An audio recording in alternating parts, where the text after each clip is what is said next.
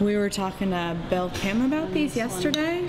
And was he saying it's in Monterey? Yeah. I guess they're protected, so if you go and harvest them, you're allowed one per person, but he said you can find like 2 or 3 pound ones there.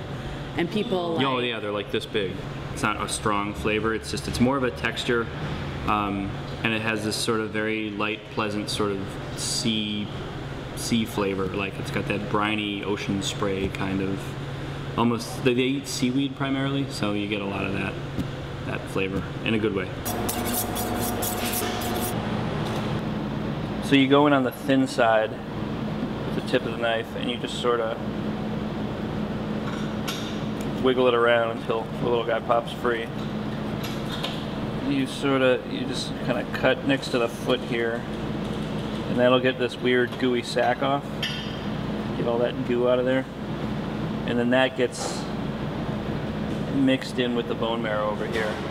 It's the same idea though as like when you are working with lobster and you pull the coral out and you like mix it into a sauce. It turns the sauce bright pink and it adds just a little bit of that sort of briny sea flavor. So this is our marinade. Any chili will do, but the first ones I found at the market were these Anaheim chilies from Vicky at Genesis, and they're nice. They've got a real sort of green, fresh flavor and a good amount of heat. They're not gonna kill you, but they're good. And then I just plop this whole guy in there, you know, and get it rolling around in there. We'll actually let that sit for a couple of hours.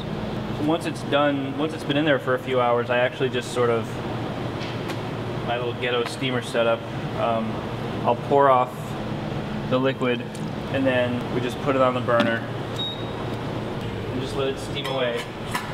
I mean, I have a lot of experience with fish from before the days of dedicating myself to meat. I thought about a lot of things, and I felt like an abalone sausage would just, like, it's the texture that I think is really sort of makes it all happen. If it was ground into a sausage or chopped up into a sausage, I think you'd lose a lot of that. So while that's steaming, we're just gonna kind of build the components of the salad here. So a little more of that same chili, which I'll just slice as thin as I can. See if I still remember how to cut vegetables. A little bit of this fennel. Same thing, everything is kind of shaved nice and thin. And then I've got some nice little breakfast radishes. I'm gonna get our bruschetta going. So because this isn't a restaurant and I don't have a grill, I have to make actual toast. So we're gonna take that, and we're gonna take our marrow on the bread, just like if you were at Blue Ribbon or the Bristol.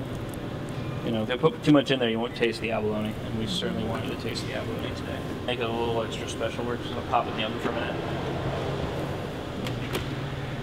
And then, so this is the steamed abalone. We're just gonna slice it as thin as we can. So we'll add that to our salad. I always make more salad than I need. We now have a beautiful piece of bone marrow toast. Let that sit for a second just to kind of rest like it was a steak. Make it look like the Black Flag logo. So it's nice. You get a little bit of hot, you get a little bit of cold, you get a little land, a little sea, animal, vegetable. We can put the shell on for some mineral.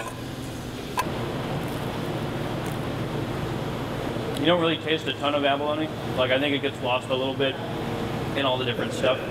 So note to self. I think maybe a little less bone marrow, a little less lemon, a little less garnish, and a little more abalone would make it really stand out. But as a dish, it's really tasty.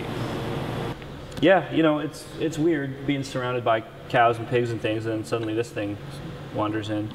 But it was a lot of fun. Everybody was real anxious to try it, and you know, everybody spent a few minutes in the walk-in kind of looking at him, hoping. Knowing Jason, he will, instead of like going to like an Asian market where you can buy frozen duck tongues, I'm going to encourage him and challenge him to call up our mutual duck farmer and see if we can get a bunch of duck heads and actually cut the ducks out of the beaks. Because, you know, if you're going to do it, you might as well do it right. I had to cut abalone out of the shell.